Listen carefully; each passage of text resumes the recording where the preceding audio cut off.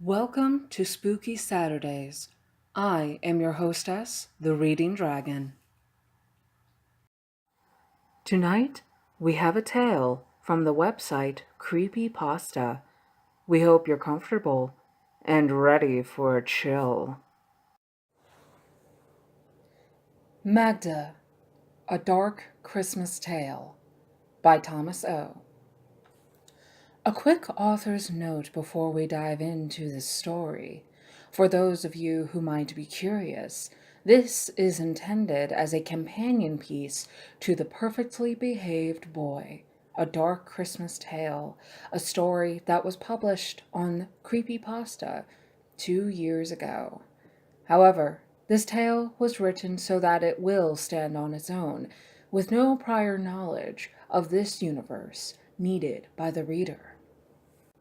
Some of our most lasting memories are associated with Christmas time. I can clearly remember receiving a red tricycle when I was 4. I can still smell the roast goose my mother made for our Yuletide dinner when I was 6. I recall fondly that when I was 9, my father let me climb up a ladder to place the star atop the tree. And when I was 11, a dead man terrorized me on Christmas Eve. When I was 12, he came back. This is the story of that man. As a child, I lived with my parents in Bitford Manor, a home that dated back to 1897. It's probably the nicest house you'll ever see. I could go on and on about how beautiful it is, but the splendor of the home isn't important to this story. What you really need to know is that there's a feature on the grounds that, as far as I know, the Bitford family started a tradition that still carries on to this day. They planted their Christmas tree outside the manor house when Christmas was over. The trick to doing this successfully is that you have to get a tree with its root ball still intact. This first tree, the 1901 tree, is rooted right next to the house. About 20 feet away from that tree is, you guessed it, the 1902 tree. As the years went by, each new tree was planted a little bit further away. The effect is that as someone pulls off the main highway, they'll follow a line of evenly spaced pine trees that get older and grander as they get closer to the manor. Some of the trees are quite huge. The Bitfords owned the manor through 2 generations, finally selling it in 1952. The new owners fell in love with the Christmas tree tradition and continued on with it. My family bought the home in the late 70s, and we too kept up with the tradition. I loved staring out the car window at the line of the trees every time my parents and I drove up to the house. Each one had its own history and unique personality. When I was feeling bored, I'd go outside and run alongside them. Sometimes I'd even use a stopwatch to see how long it took me to make it to the farthest tree and back. 3.5 minutes, by the way. It was during one of those runs that I first noticed something was amiss. There was a twice as large gap between 2 of the pines. It was as if another tree should have been there, but it wasn't. From the road, it wasn't really obvious because the treetops grew together so thickly, but it was noticeable from close up if you were paying attention. Most people probably wouldn't have given a second thought to the apparently missing tree, but to me it was a mystery in my very own front yard, and I dwelled on it all day long, wondering what possibly could have happened to it. Fueled by my curiosity, I counted the number of trees between the house and the missing pine. I got 57, which meant that 1958 was unaccounted for. I pointed it out to my father later that evening. He took a walk with me before sunset and confirmed that yes, a tree did in fact appear to be absent. I wonder what happened to it, I said as I stood in the exact spot where it should have been. I don't know, champ. Maybe it got sick and died. I laughed at that. Trees don't get sick. Sure they do. Lots of things can make a tree sick. Or maybe even got hit by lightning. Well, I want to know for sure, I demanded. As the words came from my mouth, I felt a sudden chill pass through my body. It started at my feet and worked its way up. I shuddered, not knowing why I was doing so. My father didn't seem to notice. I don't know if we'll ever know for sure, Charlie. Sometimes that's just how it is. The sun was starting to set, so together we walked back to the manor house. The mystery bothered me for months, right up until Christmas Eve. And that's where this story really begins. It was late when the dead man arrived, several hours after my parents and I had enjoyed our Christmas Eve feast. I was trying to fall asleep when I noticed, by the pale green light of my digital clock, that someone was suddenly standing at the foot of my bed. I had no idea how he'd gotten inside. My heart nearly tore out of my chest. I feigned sleep and hope that the man wouldn't hurt me, but he wasn't deceived. You can get out of bed, he said with a drawl. My eyes peeked open, but my body didn't move. Get up, he insisted as he violently pulled my comforter from the bed with his dirt-encrusted hands. I sat up, shakily, all the while planning to run off to my parents' bedroom once the opportunity presented itself. Don't think about running to your parents now, the man said. He wasn't very tall, but his dark, stabbing eyes peered past his greasy long hair and made him more menacing than any giant could have ever been. Yeah, that's right. I'm in your head. I know exactly what you're thinking. He grabbed my shirt and lifted me to my feet. What do you want for Christmas? He asked. Fear drove away my ability to speak. Fine, don't tell me, the man said with a laugh.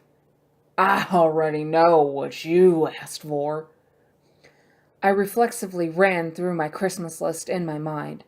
An Atari? A basketball? A racetrack? Boy, you ain't getting an Atari from me, he twanged. But you want to know about that missing Christmas tree out front, don't you? Still holding onto my shirt, the man walked me out of the room. He didn't even flinch when I screamed out for my parents. To my dismay, they didn't respond, which didn't seem to surprise him at all. I later figured that he used some sort of charm that kept them asleep, though I know they would have fought tooth and nail to help me if they could have. We made it outside to the front of the manor, where an unfamiliar car was parked. I can't tell you the make or model, but it was a shiny white muscle car straight from the 1970s. He left me standing there as he went around to the driver's side and stepped in. He looked over at me through the side window. Get in, he demanded. The passenger door opened on its own. I shook my head slowly as I backed away. Only a minute earlier, I'd been resting snug in my bed. Yet there I stood in the cold outdoors, being given directions by a violent man. Everything was happening so fast. Boy, the man drawled, if I have to get back out of this car to collect you, I'm going to cut your fucking tongue out. I took another step backwards and slipped on slush and gravel, landing square on my ass. Inside the car, The man reached into his waistband and pulled out a switchblade that opened in a single, fluid movement. I turned and tried to stand, but my feet slipped out from under me and I fell back to the earth. I heard his door open, and in only a few seconds he was upon me. "Now you've pissed me off, kid." He jammed his fingers into my mouth and pinched my tongue. I shook my head ferociously, unsuccessfully trying to free myself. He made a fist with his other hand and punched the side of my head. "I'm just gonna keep clocking you if you don't relax," he spat out. Stunned into obedience, I stopped shaking my head.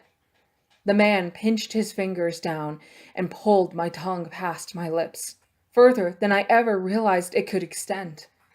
The knife glinted in the moonlight as he raised it up and started slicing into the side of my exposed tongue like it was a piece of veal melting under steely pressure. If you've ever bitten your tongue before, multiply that pain by 1,000 and you'll know how I felt in that moment. Just as I thought I was about to lose my tongue forever, the man stopped mid-slice and threw the knife to the ground in anger. It sizzled as it landed in the snow. "God damn it!" he screamed. "Just look what you made me do!" The blood ran freely from my mouth. The man reached into his back pocket and threw an oily white rag at my face. "Clean yourself up!" I ran a trembling finger up to inspect the incision point on my tongue, and considering how much it hurt, I was surprised to find it hadn't cut nearly as deep as I thought, and my tongue was still mostly attached. The man walked back to the car and let himself in. He didn't have to say another word. He just stared at me with a venomous glare that dared me to take another step away. I obediently stepped inside and closed the passenger side door. The low rumble of the idling engine suddenly became much louder. I heard the dirt and gravel kick out from underneath the rear tires as I pushed back into the seat by the force of the car accelerating. "Don't be getting no blood on my upholstery," the man said as he stared straight ahead. "Fuck you, asshole!" I shot back defiantly as the tears from my eyes ran down and mixed with the blood from my mouth. Nonetheless, I made sure to sop up all the blood with the rag. The car vibrated as a thick fog enveloped us, and the road that we'd been driving on began to slowly transform from a modern asphalt highway into a rutty byway that I didn't recognize. I got the feeling that wherever we were going, it wasn't a place that was accessible to just any driver. The car shook as it took the bumps in front of it. The man didn't slow down. In fact, he sped up, making the ride as uncomfortable as possible for me. Soon, a small building, framed in moonlight and dirty snow, appeared in the distance. As we got closer, I saw gray paint peeling from its clapboard siding. A shabby tin roof covered the structure. The only entrance was a garage door that opened as we approached. As the car pulled into the structure, I took in my surroundings. The garage was far larger on the inside than it looked on the outside. Grease covered the walls, and grimy tools lay haphazardly on the floor. The only light came from a single overhead lamp and a smudgy window that let a little moonlight seep through. The man pulled inside and revved the engine before killing it. "God damn it!"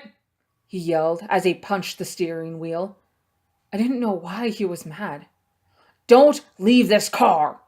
he demanded of me as he stepped out and walked toward a small room that was built into the corner of the garage. The man entered and closed the door behind him. I did as he had demanded and stayed in my seat, bleeding in silence. Soon, the rag became saturated with blood, and I was faced with an undesirable choice. leave the car against the man's instructions, or get blood on the seats. Also, against the man's instructions. I glanced around at the interior of the car, and oddly enough, it was in showroom condition. Hesitantly, I opened the door. It was well greased and moved silently. I stepped outside just as the rag absorbed its last possible drop. The next drop landed on the floor of the garage. A new voice spoke out to me from the dark. "That looks painful." The overhead light made a cone of illumination in the dusty room, but the voice had come from just beyond the lighted area. "It's okay, you can come closer." The new voice was far less aggressive than the voice of the man who'd cut my tongue. I waited to let my eyes fully adjust to the conditions, and eventually I was able to make out the shape of a person sitting on the ground. The new person sighed at my reluctance to go to him. "All right, hold on a minute, I'll come to you." I heard the clanging of chains as the form stood up. A dragging sound, specifically metal being scraped over concrete, filled the room. As he drew nearer to the light, I could see that an automobile engine, attached to him by chains, was trailing behind him. He huffed as he pulled his burden. The cacophonic sound of clanging links and scraping metal made me cringe. The chains were wrapped around his body and secured with several cast iron padlocks. They extended a few feet out to where they were bolted to the engine block. This man, a wretch, wasn't going anywhere fast. "Did he do that to you?" He pointed to my bloody mouth. "Yes," I affirmed. The wretch in front of me laughed. "Well, it looks like he fucked up then." He pulled closer to me and studied my face. "That's a lot of blood. He ain't allowed to do that to the kids." We studied each other for a moment. His face was smudged with grease, and he wore blue overalls. He looked like he might have been about 20, but they were 20 hard years. "What'd you do that got him so pissed off?" the wretch asked me. "He usually doesn't make mistakes like that." I shrugged my shoulders. "Something got him out of sorts." The wretch stroked the stubble on his face. "What's your name?" "Charlie Morrison." The pain and swelling in my tongue made it nearly impossible to speak. "You said Charlie Morrison?" "Mm-hmm," I uttered with a nod. He pondered some more. "The name doesn't sound important. Where do you live, Charlie?" "Biddeford Manor." "Aha!" he shrieked. "That's it! That's what's got him so out of sorts! He had to go back there!" I stared blankly at the wretch, waiting for an explanation. "You see, guys like Corbin," he pointed to the office where the man had disappeared, "they don't like visiting places that remind them of when they were alive." Corbin. The man's name was Corbin. I pondered on whether it was a first name or a last name. The wretch kept babbling. "After the state put him in the hot chair in 74, he became something of a new man, became a disciple of the rule maker." "What's the rule maker?" The poor wretch seemed desperate for friendly conversation.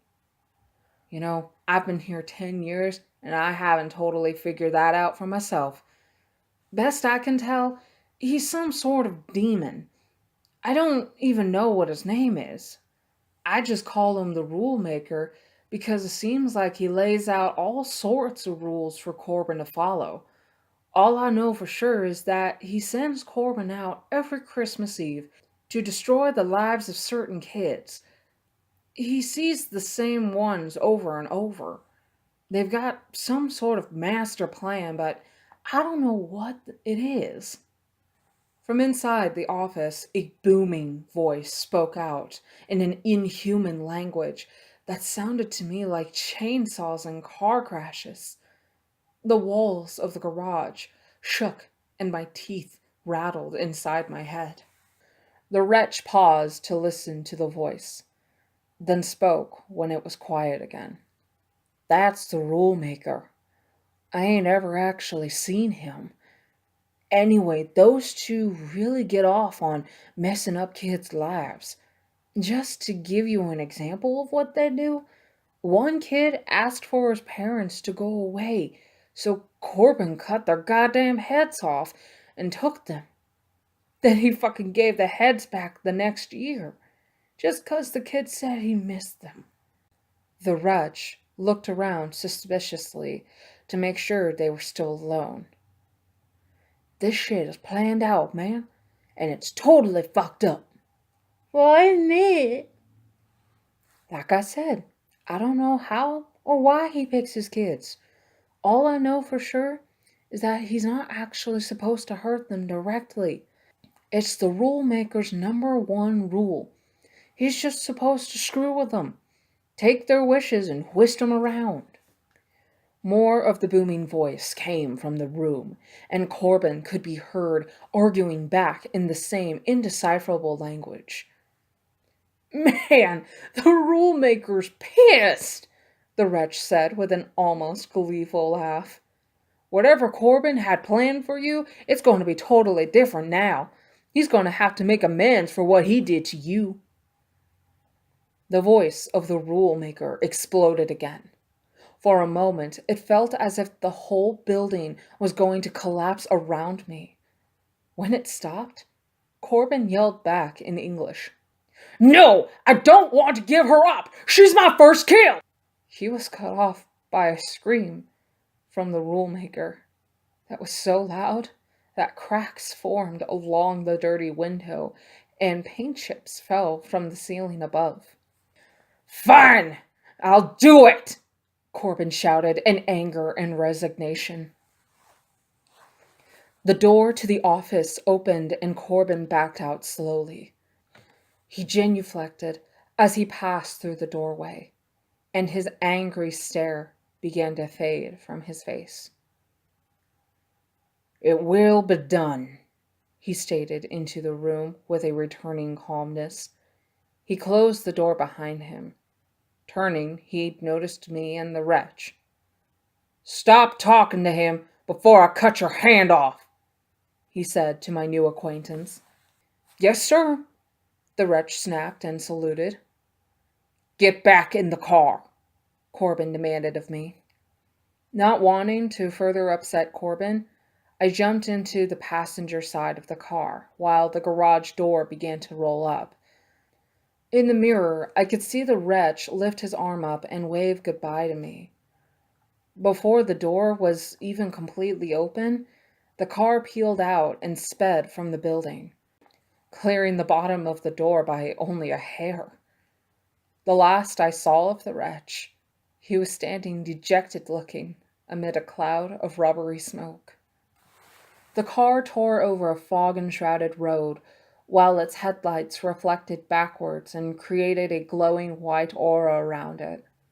The engine protested and growled as Corbin shifted into the highest gear. I couldn't see more than 5 feet out of the window, but Corbin only went faster. I looked at the speedometer. 120, 130, 140. My head felt woozy and heavy. I laid my head back against the headrest and shut my eyes. The pitch of the engine went higher and higher until it faded away completely. I came to. Had I been unconscious? The night was clear with no sign of fog. I saw dirty snow banked up along the edges of the road, and the car was traveling at a relatively sane speed. We drove for several more minutes in silence until Corbin slammed on the brakes and skidded along the asphalt. He turned and glowered at me. Here's the deal. If you can save the girl, you can save yourself. What girl? I asked, with the sudden awareness that my mouth no longer hurt. I stuck my tongue out and felt along its side. I could feel a lump of scar tissue, but it was otherwise healed. You'll figure out who she is soon enough. He reached over me and opened my door. This is your one chance. Save her, and you'll never see me again. If you don't, I'll be coming back for you. I stepped out of the car, confused about my mission. As soon as my second foot hit the asphalt, the car drove off with its rear wheels spitting pebbles at my face. Soon, I was alone. I took in my surroundings. The road I was standing on snaked through the woods. The moonlight reflected off the snow, providing me with at least a little bit of light. One of the nearby hills looked familiar, like something I'd seen around my home. I walked that direction and crested it within minutes. From the peak, I found myself looking down on Biltmore Manor, yet something seemed off about it as I approached. The cars parked in the manor's roundabout driveway didn't belong to my parents. They were classic cars that I didn't recognize. As I trudged through the slushy snow and drew closer, small details came into view that confirmed that something wasn't quite right.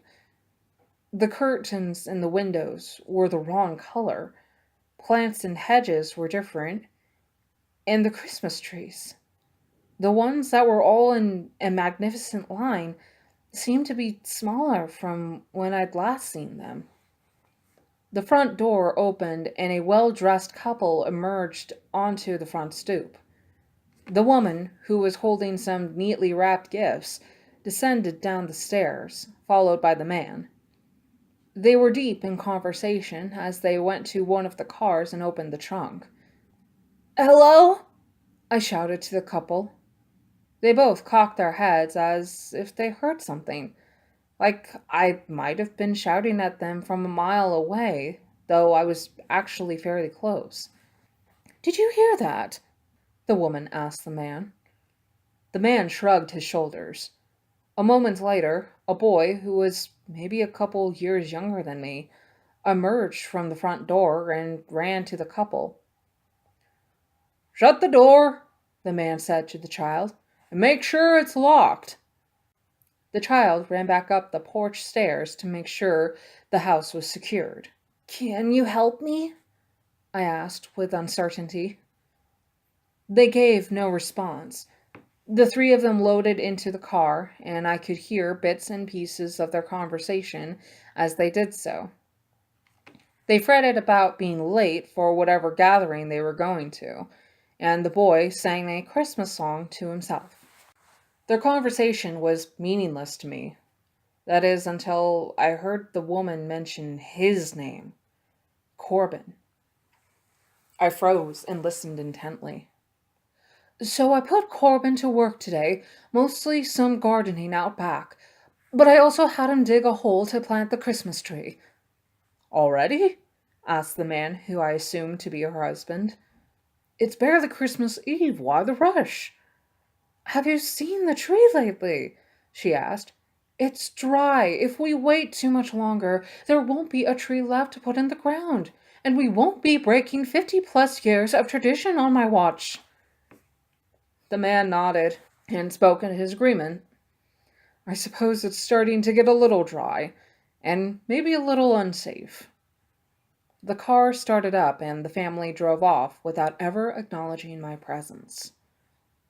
Through the window, I could see into the parlor, which was festively decorated with a Christmas tree and lights that were strung all over the room. I noticed with increasing unease that they were drastically different from the decorations my family had put up.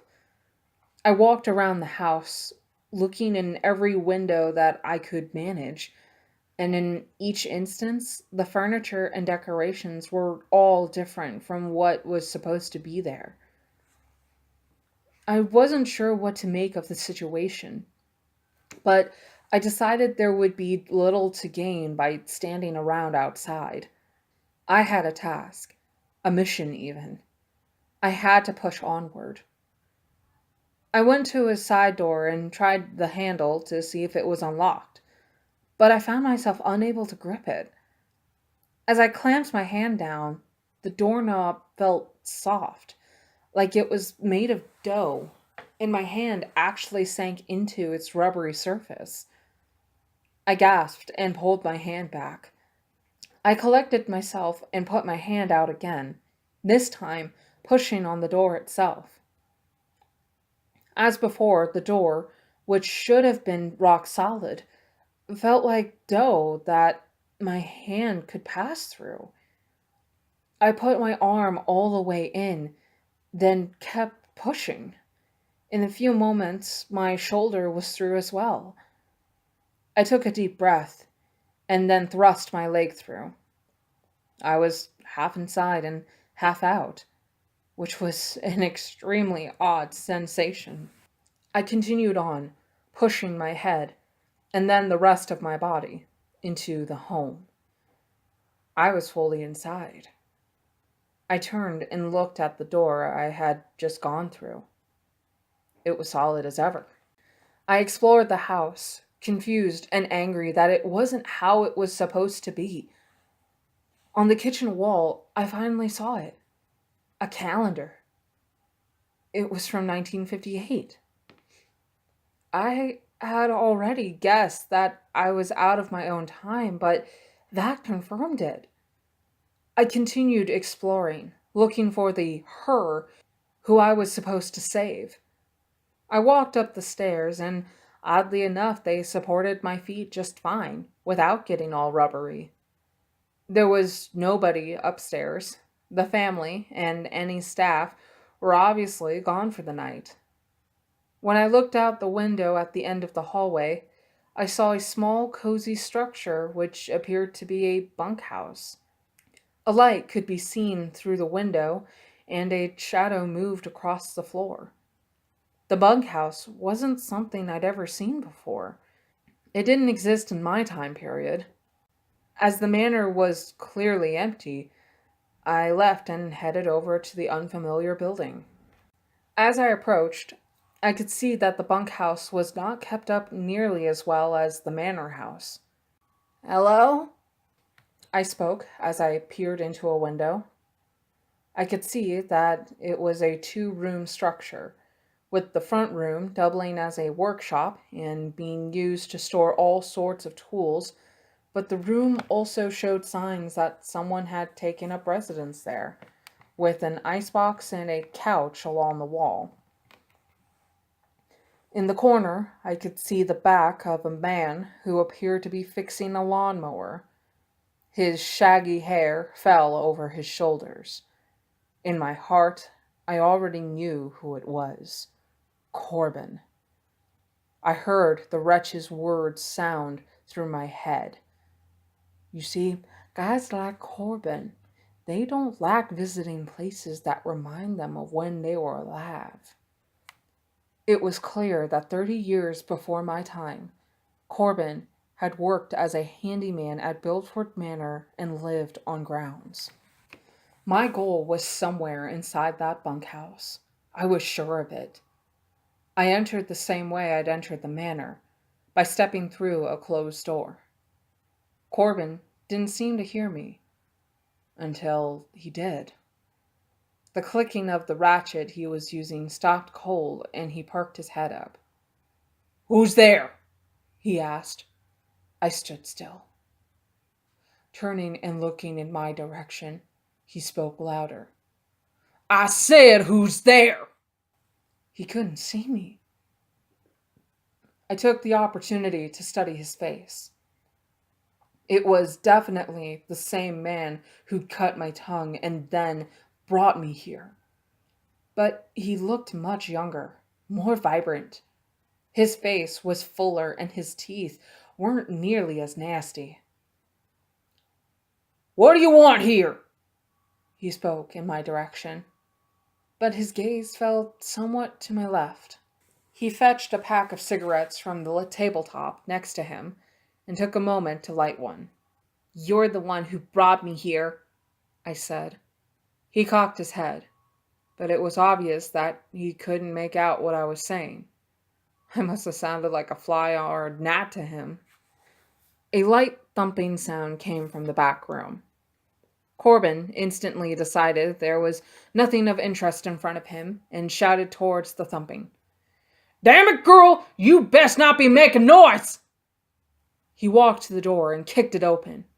Inside, I could see a girl sitting on the floor. She was chained to the bedpost, and she looked miserable in a ratty gray dress and old slippers. I guess she was probably about 12 or 13 years old. The girl shivered in fright. It was her, the one I was expected to save. Corbin reached back and slapped her. "I said shut up!"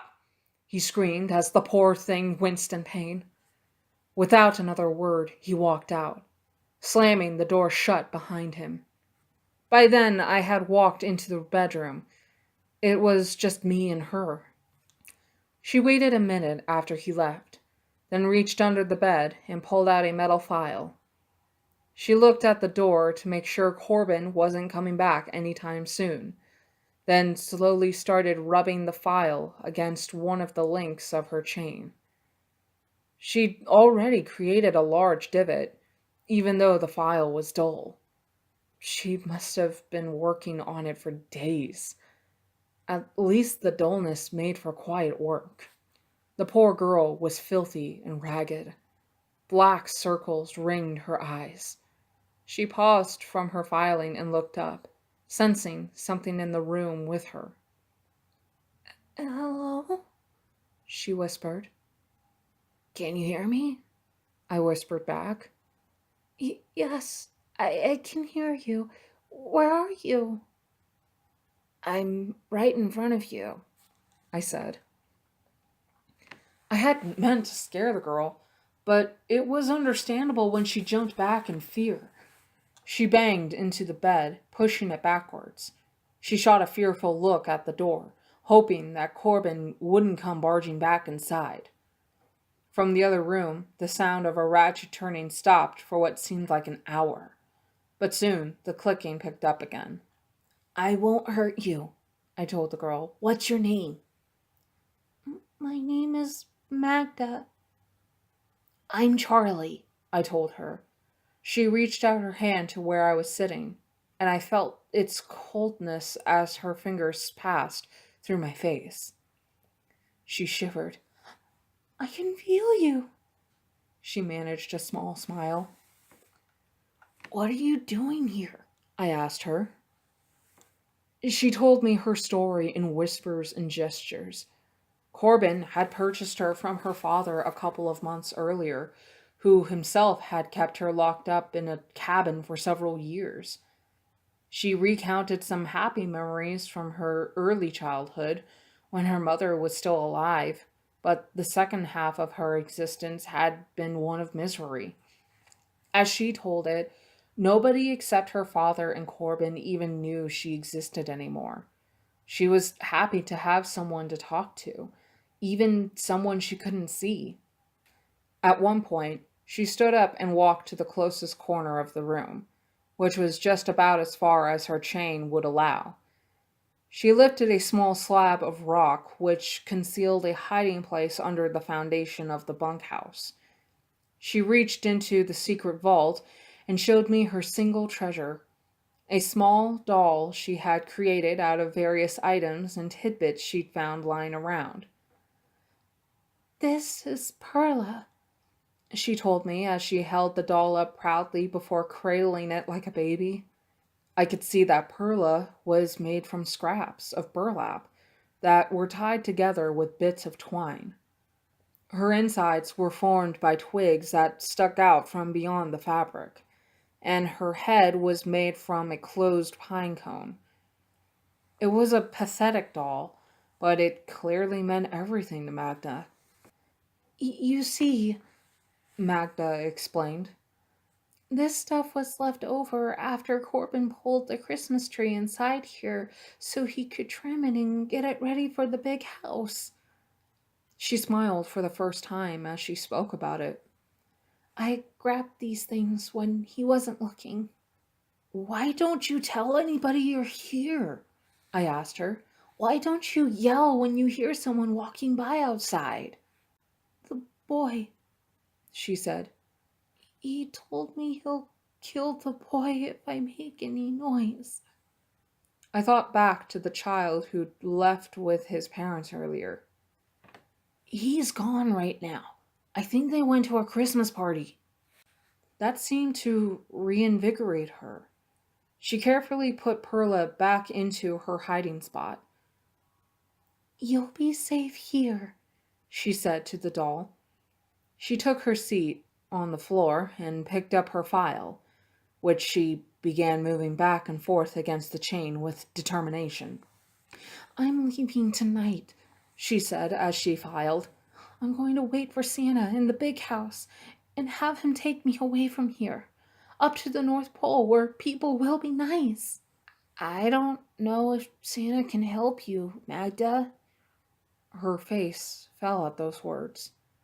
But I can. She smiled. Together, we came up with a plan. I would try to draw Corbin outside by making noise. Once he was distracted, Magda would sneak away and run into the manor where she would use the phone to call the police. Just dial 0 and the operator will connect you, I instructed her. Don't wait for Santa.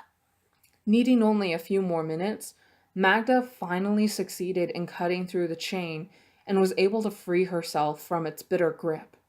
I moved back into the main room, where Corbin was still working on his damn lawnmower. Using every last ounce of breath, I yelled his name. Corbin! He jerked his head up. I'm over here! I yelled.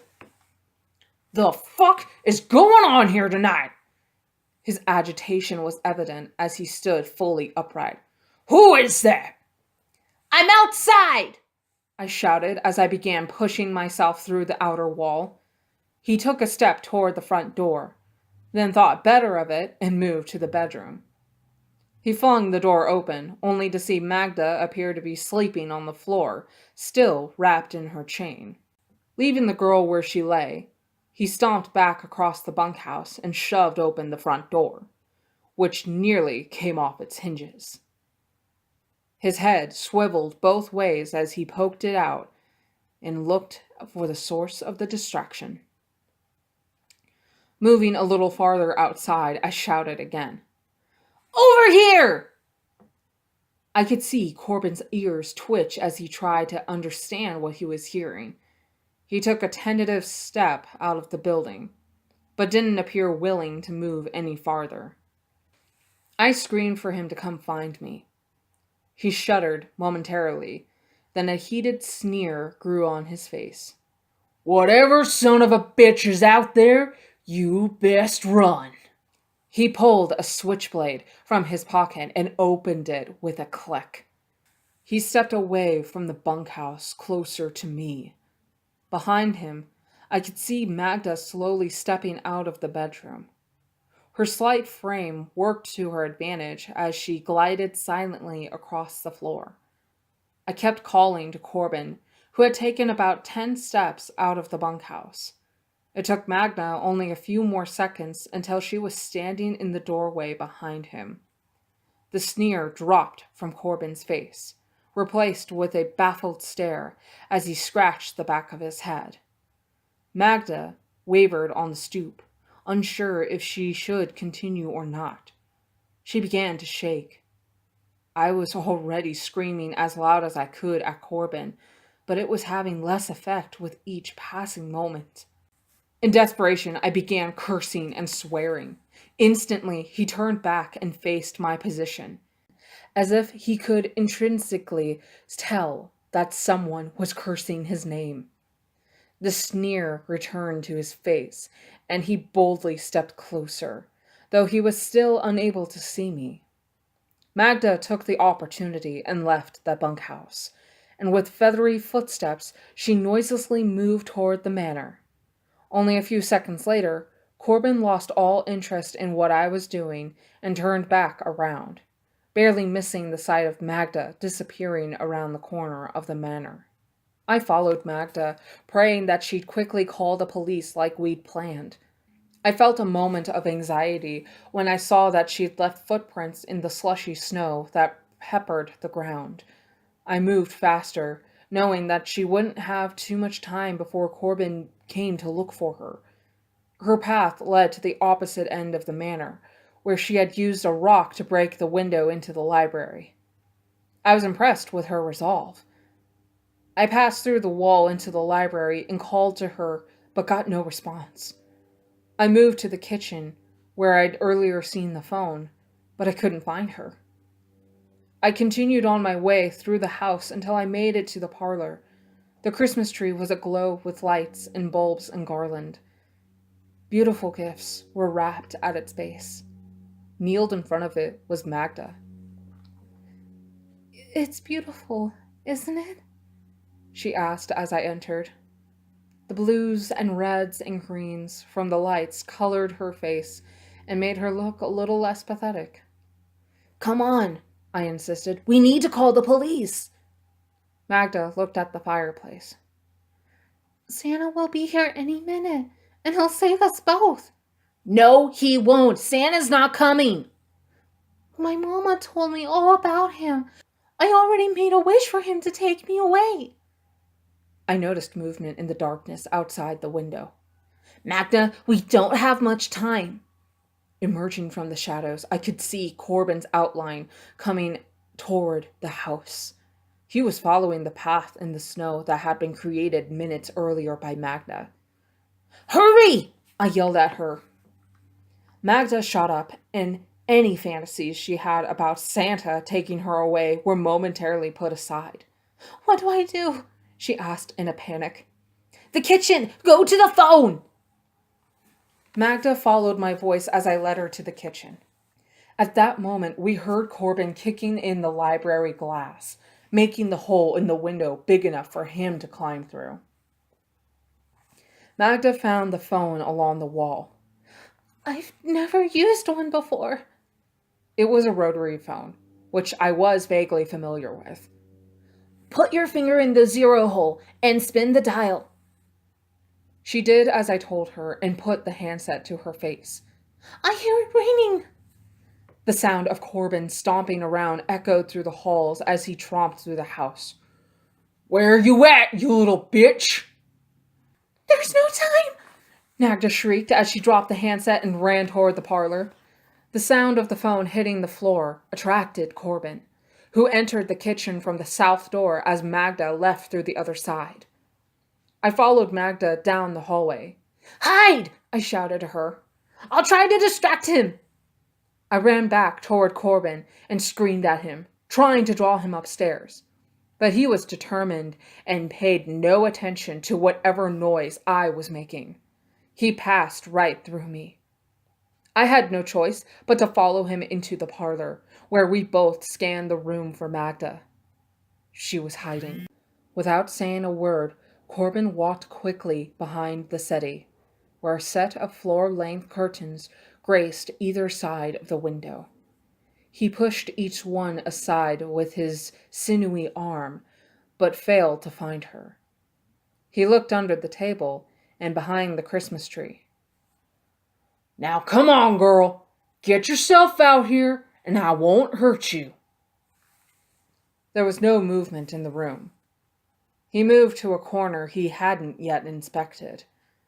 A set of billowy curtains matched the ones from the other side, but these ones were closed.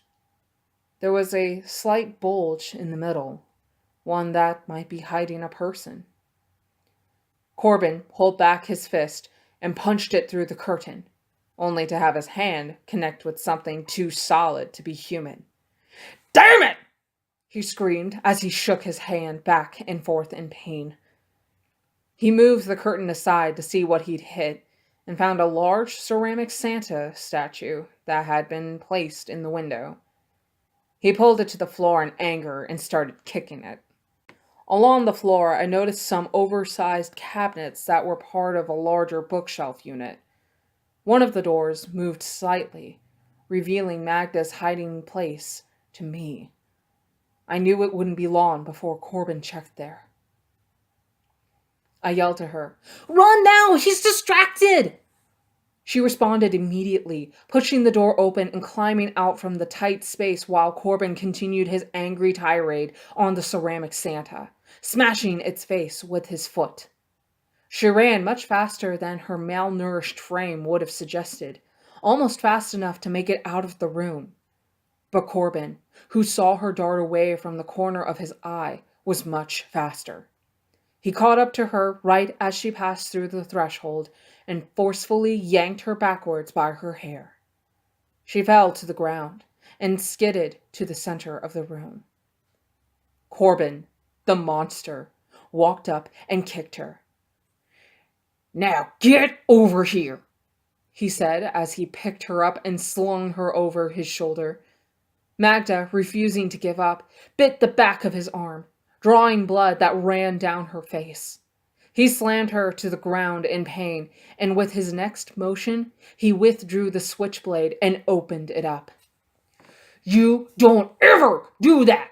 he yelled at her. "Now stand up!" Coughing from the blow of landing on the ground, Magda slowly rose to her feet. His free hand shot out and grabbed her by the throat, and with his other hand, he thrust his blade deep into her belly. He pulled his hand back and stabbed her again. Blood oozed from her wounds and dripped to the carpet below. Spatters landed on the walls and nearly blended in with the seasonal decorations. "Bitch!" He let her fall to the ground, where a red puddle formed around her dying body. I kneeled next to her and tried to hold her hand, but they simply passed through one another. "I'm here," I told her. "You're not alone." "I'm glad you're with me," she rasped. Corbin looked at her as if she was insane. I stayed next to Magda as her breaths came with increasingly longer gasps between them. Finally, she breathed no more. Corbin seemed anxious as he gazed at both the body and the bloody room around him. I could see that he was trying to figure out a way to erase the mess he'd created, and soon he began nodding his head as if he'd thought of a solution. With little effort, he scooped up Magda's corpse and walked her out of the room. I stayed behind, devastated by what I'd seen. I soon found that I was immobilized. With my failure, whatever power of movement I'd been granted had ceased. Slowly, the room around me began to fade from my vision. One of the last things I remember seeing was Corbin coming back inside and looking at all the blood. He took off his shirt and tried to soak some of it up, but there was no way he could have cleaned it all. He stared at the Christmas tree and felt its dry branches. He left momentarily and returned with a bottle of clear liqueur, which he splashed all over the tree and the surrounding floor. The liqueur proved its potency when he lit the tree. It flamed up without hesitation. He stepped back from the fire he had created and watched it grow. The flames crept up the walls and devoured the blood spatters. The pool of blood on the floor began sizzling and smoking under the heat. Corbin left the room, and I heard a car start up. A deep, powerful engine growled into the night, and soon it faded away. For my part, I was amid the flames. It was quite a peculiar feeling, as I could feel the heat without any of the accompanying pain that it should have caused. Despite the light created by the fire, my vision continued to grow darker and darker. Soon, I could see nothing at all. and I could only hear the sound of the flames lapping their way up the curtains that once hid the porcelain Santa. Then I was gone from that place. It was daylight. I was lying in the snow not too far from the manor. It was immediately evident that I was back in my own time. My father's car was out front, and the parlor, which had been consumed in flame, was intact and proudly displaying our Christmas tree through the window. I got up and stumbled back inside, finding my parents safe in their bed. I vowed that I would put the events of the previous evening out of my mind and try to enjoy my Christmas as best as I could. Even as I moved my tongue along the side of my mouth and felt a lump of scar tissue bulging from the side. By springtime, I had mostly succeeded in trying to put the memories of that past Christmas out of my mind. It helped to find distractions, school, friends, that sort of thing really helped keep me focused in the present. It made it easier to convince myself that the whole thing had just been one terrible dream. According to the wretch, Corbin visited his charges annually, but I felt that if I could simply forget what had happened, then somehow the whole damn thing would simply stop. Following the established tradition, our family's Christmas tree had been firmly planted in the ground, and it was beginning to sprout new needles. The line of trees was now that much longer, and I challenged myself to run the new distance in record time. On a warm April day, I set my stopwatch and started off on my run. I flew past the teens, 20s, and 30s at a terrific speed, but by the late 40s, my lungs were burning. Pace yourself, I thought. I settled into a slower gait while glancing at the stopwatch on my wrist. When I looked up again, I saw her, Magda, standing quietly among the trees. She looked just as I'd last seen her, with her ratty dress and unkempt hair lying stuck against her face. Her skin was gray, almost like she was pulled from a black and white TV show. She was trying to speak, but whatever words she was trying to make, they left her mouth silently. "Hello," I said with cautious surprise.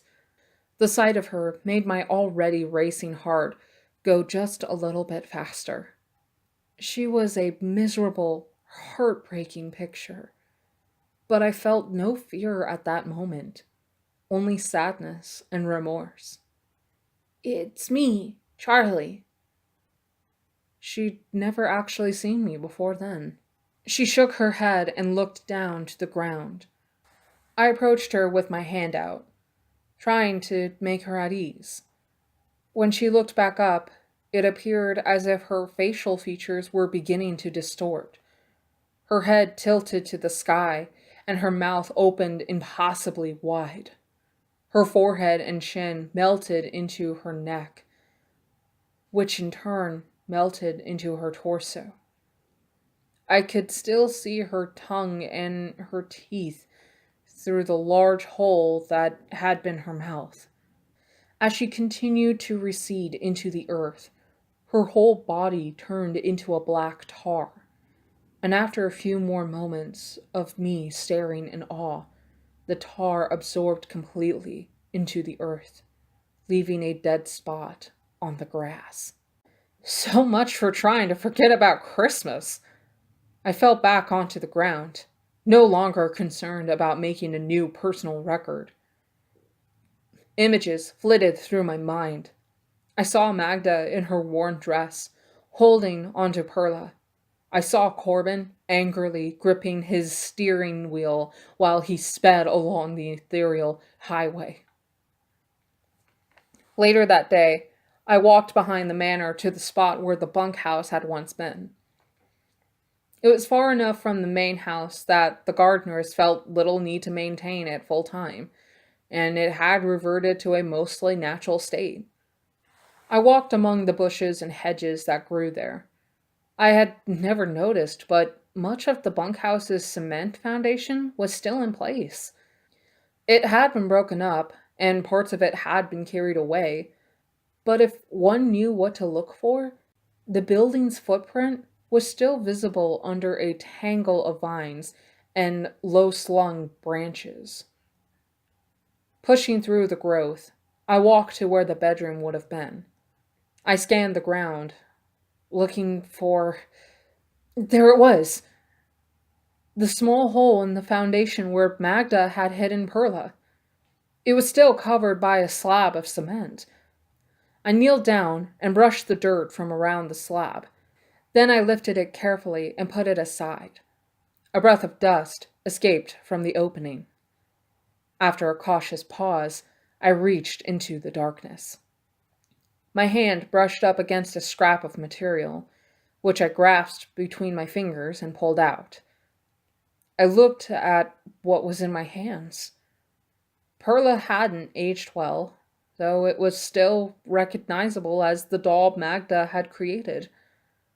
I held it carefully, with both hands, to prevent it from falling apart. Once I'd obtained Magda's treasure, I had no real idea of what to do with it. The existence of Perla essentially confirmed that my adventures with Magda and Corbin hadn't been some sort of ongoing dream or fantasy, which set me in a mild panic for the remainder of the day. That night, I ended up storing the doll in the top drawer of my dresser, which is where it stayed. Until the next time I saw Magda, that is. It was probably a couple of months later, sometime in June, when her specter showed up in my bedroom. I'd been asleep when a bitter cold wind woke me.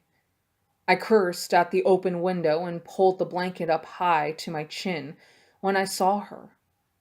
Just like the time before, she was grayish in hue. Moonlight filtered in and lit my room just enough to see her. Like the time before, I felt no fear. Her mouth opened and closed, though the only thing I could hear was the rustling of the cold breeze that blew through my room. Slowly, she lifted a finger to my top dresser drawer and pointed. "What do you want me to do?" I asked her. She continued pointing at the dresser until little bits of her started falling off. First, her finger detached and hit the floor, where it disappeared in a smoky mist. The rest of her arm broke into pieces and followed suit. Then her head simply rolled off and hit the ground. It too disappeared. The rest of her deteriorated into pieces. Soon, there was nothing left. I took to carrying Perla in my pocket wherever I went. It was bulky and uncomfortable, but it seemed like Magda had gone out of her way to send a message to me, though I wasn't sure exactly what it was. Still, I felt that it would be wise to keep Perla close. Many times I contemplated telling my parents about what had happened. They loved me and were very devoted to my care, but I had the fundamental understanding that there was really nothing they could do for me, even if they believed my story, which they wouldn't. However, I did have an interesting conversation with my father about the missing 1958 Christmas tree. He had been in town talking with some longtime residents, and they told him that nearly half the manor had burned down at some point during the 50s. "The fire started with the Christmas tree, apparently," he explained to me. He glanced around at the room we were sitting in. "They did a marvelous job matching the new construction to the old," he said. I agreed with him. "So it looks like that's your answer about the missing tree. It got destroyed before they ever got a chance to put it in the ground. I'm guessing that they left a gap there as a memorial to the lost tree. Kind of like a gloomy placeholder for the Christmas that wasn't," he surmised. "Yeah, I know," I said quietly. When school started that fall, a couple of times a week I would stop by the library on my way home and look through the old microfiches of the local newspapers, hoping to find a mention of Magda or any missing girl for that matter. I had no luck. It was almost like she never existed. I did find information on Corbin. His last name was Montreux, and just like the wretch had told me, he had been put to death in the electric chair in 1974 after being convicted for a string of murders dating from 1960. The police and prosecutors never even knew about Magda, his first victim. More months passed. I didn't see Magda in that intervening time, though I could feel her presence around me. My unease grew as Christmas drew nearer, and my memories of Corbin came into sharper focus. But the knowledge that Magda was around helped somewhat. I threw myself into my schoolwork and chores, trying my best to keep occupied. On December 24th, I went to church with my parents. I prayed for salvation, forgiveness, and everything in between. I wasn't sure if it would help, but I knew it wouldn't hurt. My parents let me open a couple of gifts before they went to sleep, but the rest were saved for Christmas itself. I made sure to cherish the moment, not really knowing what fate awaited me and my family that night. My parents went to sleep early, but they let me stay up. But not too late, my father warned. Santa won't stop here if you're still awake when he passes by. He winked while I forced a laugh. The house became eerily quiet. I sat in the parlor next to our grand, decorated tree. The fireplace kept me warm as I settled into my father's leather chair. The old manor creaked and groaned as the night cooled. I grabbed a blanket off the couch and pulled it up to my chin. I waited in silence. I might have dozed off, so I'm not sure what time it was when I heard the low rumbling of an engine. I perked my head up. It's really happening, I thought. The sound grew louder as its source drew nearer. The headlights illuminated the room and cast morbid-looking shadows along the wall. The car came to a stop right outside the parlor window, but the engine kept going. It revved, then revved, even louder. I completely lost my nerve at that point. I'd sworn to myself that I would meet Corbin head on and not try to run. But in that moment, listening to the engine scream and feeling heat from the headlights, I threw my blanket off and ran upstairs to my parents' room. I got to their door and slammed into it as I turned the knob. It might as well have been a block wall. It didn't budge. No matter how hard I tried, it wouldn't open. Outside, I could hear Corbin kill the engine. The complete silence that followed was punctuated by the car door opening and then closing, followed by gravelly footsteps coming up to the house. I could hear nothing from the other side of my parents' door. I said a prayer that they were okay, and then walked down the hallway toward the stairs. I poked my head over the banister and stared down. Some firelight from the parlor flickered beneath me, but for the most part, I was looking straight into darkness. Corbin's voice fractured the still air. "You can come down now." I waited at the top of the stairs. "Don't piss me off again, boy. I'm in the kitchen." I walked down the stairs with wobbly legs that could barely support me. I felt like I weighed 1,000 pounds. He was in the kitchen, going through our refrigerator. "You didn't leave out any milk and cookies," he said with a wicked laugh. He came out from behind the refrigerator door holding a turkey leg, which he pointed in the direction of the table. "Sit down," he said right before taking a bite. In his other hand, he had a gallon of milk, which he took a swig from as soon as he swallowed his first bite of turkey. We both sat at the table, directly across from one another. "So you failed, kid." He took another bite of turkey before speaking again. You had a chance to save Mary and you wasted it. You changed virtually nothing that happened that night. Almost like you weren't there at all. She died the same way. Her name's Magda, I corrected. It don't matter much. It certainly don't change the fact that she's still a dead little bitch. I tried to stare him down, but I was shaking too much to maintain eye contact. Instead, my eyes moved to the floor. Corbin glanced around the room. Never cared for this house much. He put the milk bottle to his lips and drank the whole thing, nearly an entire gallon. He belched loudly and spoke again. I don't like this place at all. I don't like being here, and I certainly don't like you. The problem is, I don't choose who calls out to me. Either I hear your thoughts, or I don't. And if I hear you, you're basically fucked. Corbin dropped the turkey leg to the floor and pulled a cigarette out of his shirt pocket. A flame came to his finger and lit it. He took a long drag and continued. I don't fancy coming back here year after year, but as long as you're alive, I gotta do it. You see, I can't physically hurt a kid I visit. At least, not while he's still young. But I can kill his family. I can kill his friends. Heck, I can even kill his dog and take all of his favorite little things. Year after year, I come back, each time taking a little more. I think my buddy at the garage might have explained it to you.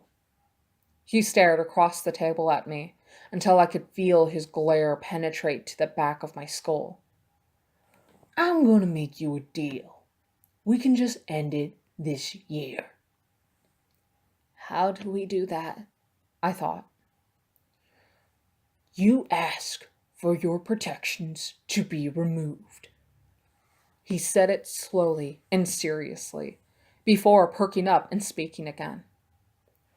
So that's it. You ask for it, and then I gut you like a little piggy. And the rest of your family stays safe. I don't want to be gutted like a pig. Of course you don't. Nobody does. That's what makes it so goddamn fun. But I'll tell you what, if you don't agree to this, I'll make sure you wish you had. He pointed upstairs to my parents' bedroom. Remember when you wished that you could beat your father at basketball? I thought back months earlier, when my father and I had gone to the park and played one-on-one. I'd made such a wish after he defeated me handily. I guess I'd reached the age where he no longer felt it was required to let me win. Corbin let the memory sink in, then started up. Well, you won't have any trouble beating your father after I rip his fucking arms off. And remember when you wished for a little brother or sister? I nodded yes. Good. I'm glad you remember. Let's just say I'll take care of that too. Only it won't be your daddy making the deposit. He glared at me. And that's just the beginning. They'll wind up dead sooner or later, as will everyone you know or cared about. That is, after I've had my fun with them. Okay, just kill me, I thought. No, you have to say it out loud. Kill me, I trailed off, unable to say it completely. Say it! He screamed. Kill me! I finally blurted out with tears beginning to flow down my cheeks. He relaxed back into his chair and took a drag from his cigarette. Well, he said. I didn't know what he wanted. At least try to make this interesting for me. I already make the trip out here, you know. He took another drag of his cigarette and flicked it to the ground. You stupid! Run! I stood up and slowly backed out of the kitchen. Corbin went back to the refrigerator and began rooting around. "Run," he said with his head hidden behind the refrigerator door. I took his advice and darted through the kitchen doorway and down the hallway. I paused to consider which way I should go. My gut instinct told me upstairs, but as my foot hit the first step, I saw her, Magda, standing silently before me. Her arm rose up and she pointed her finger in the direction of the front door. I quickly decided that hiding in the nearby woods would be best. I shot out the front entrance and down the steps. As I turned and headed towards a wooded area at the edge of the property, I heard a crashing of glass behind me. I twisted around and saw the refrigerator, which had been thrown through the kitchen window, smashing into the ground. Corbin poked out from the shattered window and laughed. "There wasn't anything good to eat in there anyway." He effortlessly hopped out the window and landed on the ground. I doubled my pace, running over the lawn to the wood line at the edge of the property. Once under the cover of the trees, I slowed down to catch my breath. I looked back, but I couldn't see my tormentor until I heard a rustling in the tree above me. Looking up, I saw a smiling Corbin standing on one of its branches. I took off running again, farther and farther away from the house for what seemed to be an eternal uphill sprint. I fell down, exhausted. The cold night air was torturing my lungs, and I was beginning to think that any effort to escape was probably futile. As I lay panting on the ground, I saw Magda once again. Her mouth was opening and closing, and like the time before, her finger rose up and pointed. I brushed myself off and looked to where she was directing me. It was back from where I'd come. "I just came from there," I protested. Then, with a high-pitched shriek, her voice broke through. "Save us!" I looked again at where she was pointing. Her finger wasn't aimed at the manor house like I had originally thought.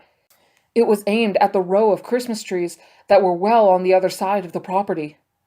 I started running again, making my way to where she directed me. Corbin's voice boomed from behind. "Getting tired yet?"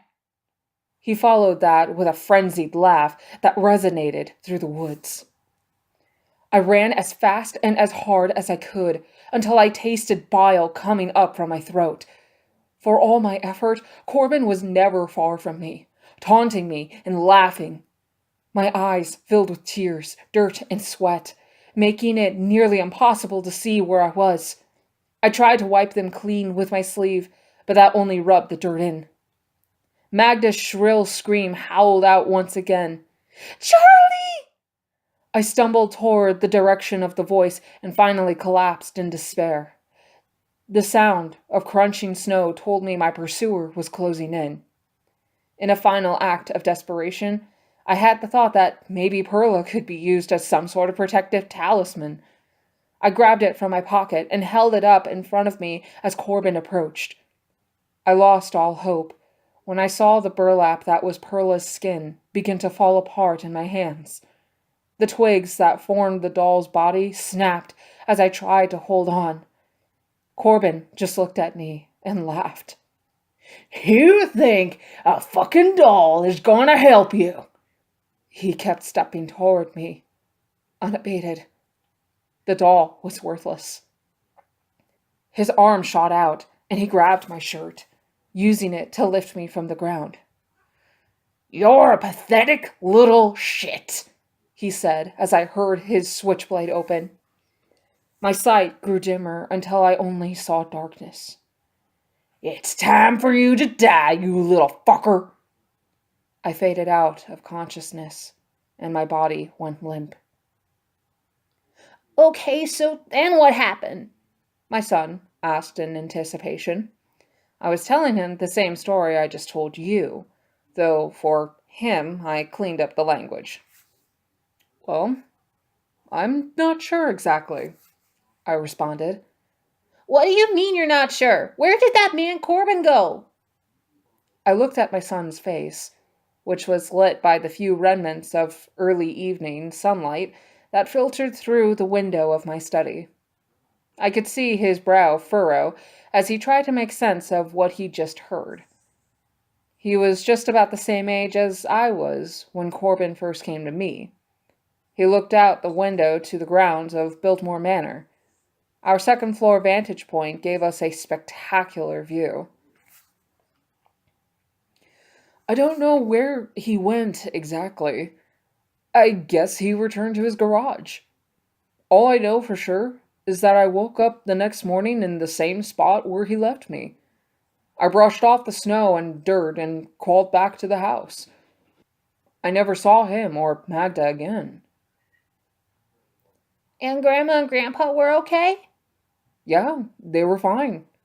My parents, who lived happy lives, passed away naturally many years later. They were never even aware of what had happened.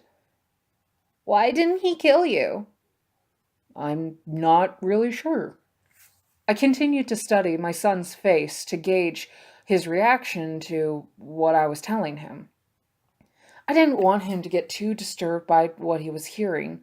I suppose it may seem weird that I was telling my young son a real life horror story on Christmas Eve of all nights, but I did have some good reasons. First, it was therapeutic to finally tell someone what had happened all those years ago. He was at the right age where he'd still believe me, but was old enough to rationalize it away if he wanted to. Second, I wanted to make sure that Corbin hadn't ever come to visit him, and judging by how he responded to what I was telling him, he'd thankfully never meet the man. Finally, I told him the story because he asked me about the 1958 tree. And to be clear, my son didn't ask me why it was missing, as I had once asked. Instead, he asked why it was so big. I continued with my story. So, that spot where I woke up Christmas morning, the spot that Magda lured me to, can you guess where it was? It was where the 1958 tree is, right? Yep, I said. When I passed out, I dropped Perla in that exact spot. And do you remember what her head was made out of? The cogs and wheels in his brain turned. A pine cone? I nodded yes. That next spring, I noticed a new tree growing. By the time the next Christmas came along, it was already over 10 feet tall. My son, who was much more logical than I ever was, took issue. Trees don't grow that fast, and you didn't even plant it correctly. You just dropped a 30-year-old pine cone in the snow. I know all that, I said in agreement. I can't totally explain it. All I know for sure is that the tree kept growing at a tremendous rate. After a few years, it was as big as the trees that had been there for decades. Now, it's the biggest tree out of all of them by far. My son scratched his head in contemplation as he looked out the large picture window. The fading sunlight painted the snowy ground gold and allowed the Christmas trees to silhouette themselves against the sky. The fireplace crackled behind us, and the festive lights along the eaves turned on automatically and illuminated the house. I bet Magda's buried under that tree, My son concluded. I was speechless. What's the expression? Out of the mouths of babes? He was right. Sometimes the truth is so obvious that you can't help but miss it if you're looking too close. You never see the full picture if you spend all your time looking at the individual brushstrokes. But all of a sudden, everything made perfect sense. I was almost embarrassed at the fact that I never figured it out for myself. Corbin, knowing that his employees would be returning that night, needed a place to quickly dispose of the body. And what better place than a hole that he'd already started digging and would no longer be needing? Dad? My son prodded, bringing me out of my deep thought. I think you're right, son, Whoa, he said in awe. For 30 years, I believed I'd failed Magda, but I finally realized that when I dropped Perla in that exact spot, I'd actually given her spirit the means to make her mark on the world. She was the girl who nobody knew existed, the girl whose entire life was erased without leaving even the slightest mark behind. The tree served as a living grave marker that was grander than anything that could be carved from stone. It was a way for her to be remembered, a way for her to avoid being removed from history completely. The entire time, her spirit had been pushing that tree up towards the heavens. That's why it was so big. I never saved her life, but whatever it was that I managed to do, it somehow saved her soul. I can't say that I completely understand how it worked out this way, but I know in my heart that I'm right. Should we have her moved to a cemetery? My son asked, again breaking me out of my thought. No, I think she's finally happy where she is. I put my hand on his shoulder as we both stared out to Magda's tree. You know what? I don't think my job is done. We have some time before your mom gets home. Do you want to go down there with me and put a few ornaments on that tree? We'll have to bring the ladder, My son replied with a serious tone. but we should do it. Magda will like that, I think. She will. I'm sure of it. And next year, I said, we'll hire a crane to decorate the whole thing with thousands of lights. We'll make it a new tradition. It will be the grandest Christmas tree in the state, maybe even the world. Cool, He said in excitement as we left the study. On our way out of the house, we stopped by the parlor, where my son pulled an armload of ornaments off of our tree. I took only one, a little figurine of Santa, and with that, we headed outside to spread some long overdue Christmas cheer. We hope you enjoy the story. If you like this telling, please hit the like button and subscribe to receive more content. When you subscribe, be sure to hit the notification bell so that you can be notified as to when I have a new story to tell.